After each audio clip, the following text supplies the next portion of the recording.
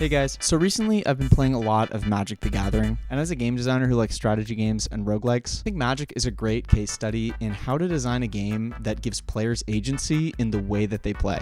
Part of the fun of the game is taking the pieces that the designers create and making them fit together in a creative way to make your own strategy work. This is where a lot of the fun of deck building games like Slay the Spire comes from, and I find these kind of games fascinating. So today I want to talk about 5 things that I've learned as a game designer from Magic the Gathering. So if you're a game designer or you're just interested in games and deck builders, hopefully this video has something educational for you. The first thing that I think we can learn from Magic the Gathering to design better games is that letting players break the rules that you set up is part of the fun. I've seen lots of discussion about card games online and about what makes them fun, and I really love this video about why deck builders work because of synergies from Game Maker's Toolkit, and I think Magic, as the classical example of a game that allows you to take advantage of synergies, is a great example to look at from a design perspective. I think what makes synergies fun in card games is that by combining 2 cards together, you can create an effect that is greater than the sum of the parts. And this feels kind of like cheating as a player, which can be really fun. Deck building games like Balatro are designed to make you feel like you're breaking the rules of the game, even though that's what the designer intended. And in Magic, we see lots of examples of this in constructed formats like Commander. One of my favorite subreddits of all time is Bad MTG Combos. It's really fun to scroll through there if you like Magic, because you can see a bunch of combos that people have come up with that like break the rules of the game in ways that you didn't even think were imaginable. For example, there's a combo I found a couple months ago that forces the enemy player to shake your hand an infinite number of times or forfeit the game. And that's something you wouldn't even think would be possible in a game of Magic the Gathering, but the game provides a lot of different ways for you to break the rules using the combinations of cards together. What's so exciting about this idea is that the possibilities of these combos go far beyond what the designers originally intend when they design these cards, and so it becomes a form of creative expression to try to break the rules of the game by making ridiculous combos with multiple cards. And there's something really fun and creative about this that makes players feel rewarded. Every single good roguelike deck builder that you've played understands this very well. For example, in Balatro, the community discovered that if your score exceeds the maximum possible number that can be displayed using the allocated memory for that number in the game, then the game doesn't crash, it actually just displays nan-e-inf,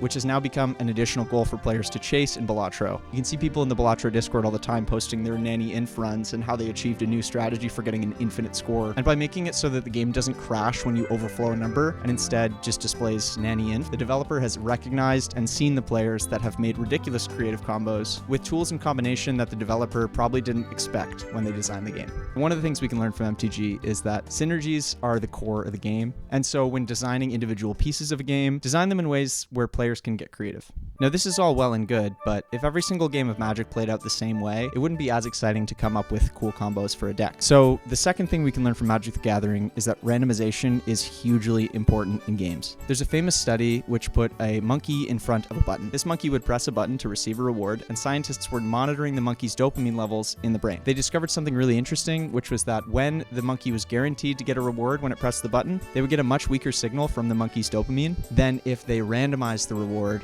so that only half the time when the monkey presses the button, they receive a reward. And if we can apply this study to humans, which I think we can, what we learn is that humans really love randomization, and getting a random reward is more exciting than getting a consistent reward. Games like Megabonk and Risk of Rain and other roguelikes know this very well, and the randomization of each run keeps players coming back for more and makes each run more exciting. Now, in a structured card game like Magic the Gathering, the randomization comes from the way that your deck is shuffled each game. There are other elements that make the game random, such as cards that allow you to roll a dice. For the most part, most of MTG is pretty deterministic. The thing that changes every game is the order of the cards in your deck. For me, whenever I play with my friends, the most exciting part of MTG is drawing my first hand and seeing what I get. Playing a land and then immediately dropping a Soul Ring on turn 1 in Commander is like the best feeling ever. And I see this in other games too, like in Civilization. The best turns in that game are turns 1 to 50. Those are the turns where your decisions have the most impact and where the most randomization is applied. Those are the turns where you're exploring the map and discovering what's around your city. I have a whole video about Civilization and why the early turns are more important. You can check it out here.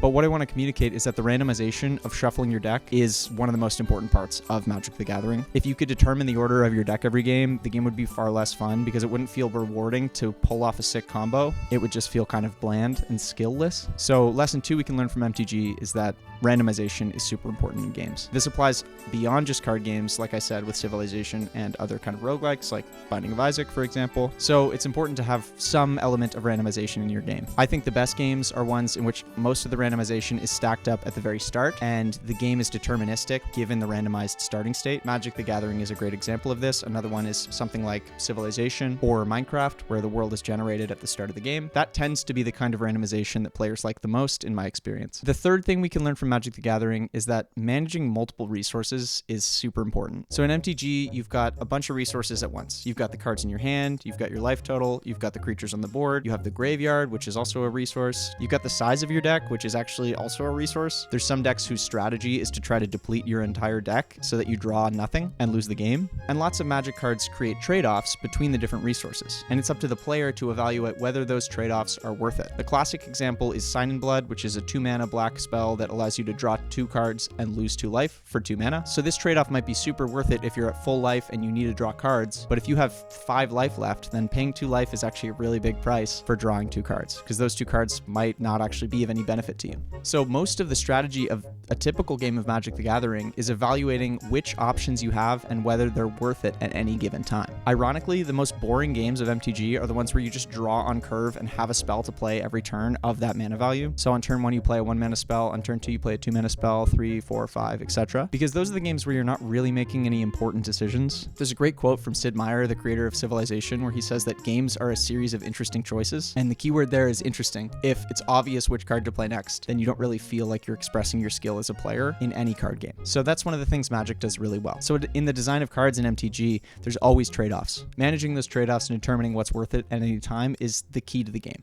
So I'm actually making a 4X game that's also a deck builder, and one of the problems I ran into early on is that I only had 1 or 2 resources that the player was managing at once. There was just like food and then city size, and I quickly realized that this was not a good foundation for an interesting strategy game because there wasn't enough resources to manage and make trade-offs with. It became a lot better when I added new resources like science points, faith points, gold, and unit strength. If you want to look at great examples, check out cards in the black set in Magic the Gathering. Most of them are trade-offs in some way. One of the biggest things I think we can learn from Magic is that players like to feel like they're progressing. So every turn of Magic the Gathering, you have the opportunity to play 1 land. And when players play 1 land every turn, they watch their board grow naturally over the course of the game. And this sense of progression feels really good for players. This might be obvious to game designers, but it's really important to pace the player's progression. And since Magic allows you to play 1 land per turn, it allows you to grow your mana base over time really consistently, which unlocks new choices and strategies over time. The first turn of any strategy game or card game should usually be a simple decision, not a series of complicated things that you're doing right at the start. Magic does this really well by limiting you to 1 land card per turn. It simplifies the choices in the early game and makes the game more complex as it goes on. This is great for new players, but also for experienced players because they can start to predict where the game will go very clearly in the early turns, and it gets harder and harder to predict clearly where it'll go in late turns because the possibilities open up. Chess is an example of a game that has, I think,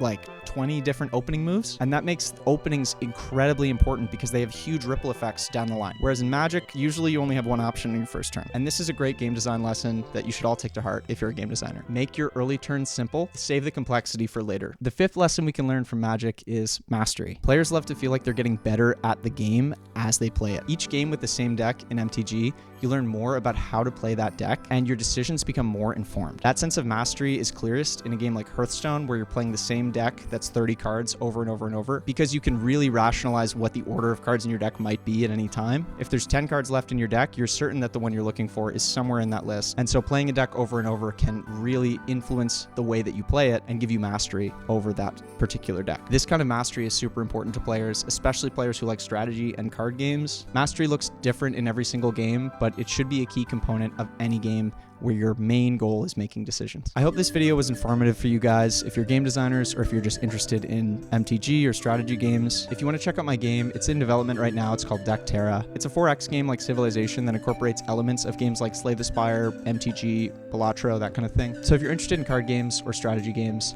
check it out. Give it a wish list on Steam. And if you want to be a playtester, join my Discord. We're doing a playtest coming up soon, and I can give you guys a Steam key if you join. Thanks for watching, guys. See you next week.